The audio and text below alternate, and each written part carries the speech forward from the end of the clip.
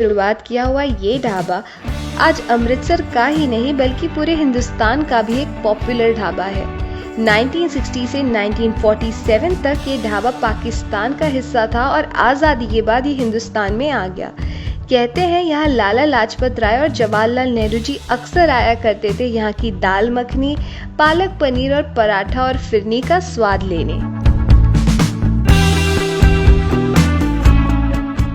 कहा जाता है कि 90 इयर्स पहले रेडियो रेस्टोरेंट ड्रग लॉर्ड्स और डॉन्स का अड्डा हुआ करता था। मुसाफिर खाना में बसने वाला ये रेस्टोरेंट जाना जाता है अपने आइकॉनिक डिश इंडिया पाकिस्तान के लिए, जो 250 रुपीस में आती है। क्रॉफर्ड मार्केट में आप जब कभी शॉपिंग करने जाएं तो रेडियो रेस्टोरेंट का खाना ट्राई करना मत भूलना। ये जगह हाइजीन के मामले में ठीक ठाक है, लेकिन आज भी इस रेस्टोरेंट में तकरीबन 8000 कस्टमर्स रोजाना आया करते हैं। On number 10 we have United Coffee House from Delhi.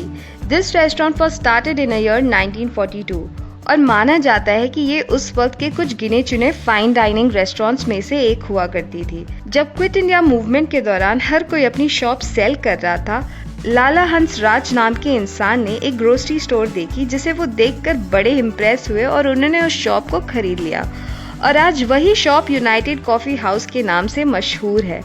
कहा जाता है कि उस वक्त जोड़ियां स्वर्ग में नहीं बल्कि यूनाइटेड कॉफी हाउस में बनती थी।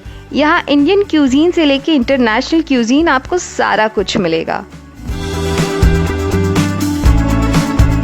नंबर 11 पे है लियोपोल्ड्स कैफे फ्रॉम मुंबई। बात pre independence famous eatery joint की हो और उसमें लियोपोल्ड कैफे का नाम ना हो तो कोई बात ही नहीं बनती। 1871 में शुरुआत हुए इस कैफे को आज भी कई सारे टूरिस्ट एक्सपीरियंस करने के लिए मुंबई आते हैं। इस कैफे में बर्गर, बियर और कई तरह के डेजर्ट्स मिलते हैं जो काफ़ी पॉपुलर है। 2008 में किए हुए टेररिस्ट अटैक के दौरान Leopold cafe was one of the initial spots to be affected. Udupi ये इंडिया का एक खूबसूरत सा टेम्पल टाउन है जहां मित्र समाज नाम की 100 साल से भी पुरानी ईटरी है। ये जगह जानी जाती है अपने सॉफ्ट डोसास, बुलेट इडलीज और मैंगलोर भज्जी के लिए। इस रेस्टोरेंट में आज भी खाना उडुपी ट्रेडिशन के हिसाब से बनता है, जिसमें अनियन, गार्लिक और रेडिश का इस्तेमाल बिल्कुल नहीं किया जाता। और हाँ, अगर आप इस आइकॉनिक जॉइंट में इडली, बड़े, डोसे खाने जा रहे हैं तो ध्यान रहे कि आप वेडनेसडे को ना जाए, क्योंकि वेडनेसडे को ये ईटरी बंद होती है। और number 13 we have Glenary's from Darjeeling.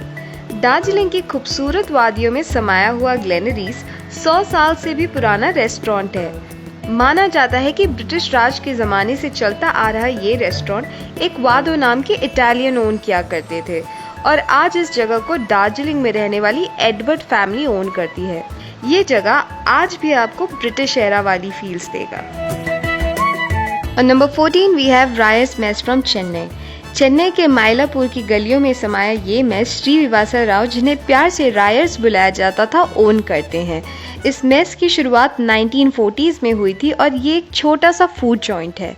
Chennai के इंटीरियर्स में होने के बावजूद यहाँ का खाना काफ़ी हाइजीन के साथ बनाया जाता है और यही एक कारण है कि इनके लॉयल कस्टमर दूर दूर से यहाँ की इडली और वड़ा खाने आते हैं। And last on the list is Nizam's restaurant from Kolkata. 1932 में शुरुआत किए हुए इस रेस्टोरेंट में मिलने वाले काठी रोल्स बड़े पॉपुलर है। इनफैक्ट काठी रोल्स का इन्वेंशन भी यहीं हुआ है। रजा हसन साहब ने इस जगह को अपने बेटे के नाम पर शुरू किया था। कहा जाता है कि काठी रोल के इन्वेंशन के पीछे एक बड़ी इंटरेस्टिंग कहानी है। वो ये है कि यहाँ पे आने वाले एक फॉरेनर कस्टमर ने रजा हसन साहब से कुछ ऐसा खाने को मांगा जो जल्द से जल्द तैयार हो जाए, बिल्कुल मैसी ना हो और स्वाद भी बढ़िया हो। अपने कस्टमर के रिक्वायरमेंट्स को मद्देनजर रखते हुए उन्होंने एक रोल बनाया और फिर काठी रोल हम सबकी दुनिया में आ गई। आज यहाँ 30 तरीके के काठी रोल्स मिलते हैं। आप इनमें से किसी भी जगह पे चले जाएं तो आपको टेस्टी खाने के साथ साथ ढेर सारी कहानियां भी सुनने मिलेगी। वो है हिंदुस्तान के आज़ादी की कहानी। नेक्स्ट टाइम जब आप इन शहरों में हो तो इन जगहों को एक्सप्लोर करना ना भूले। This is Krishna Goswami signing off. Stay tuned to Curly Tales for more such lovely content and wish you all a very happy Independence Day.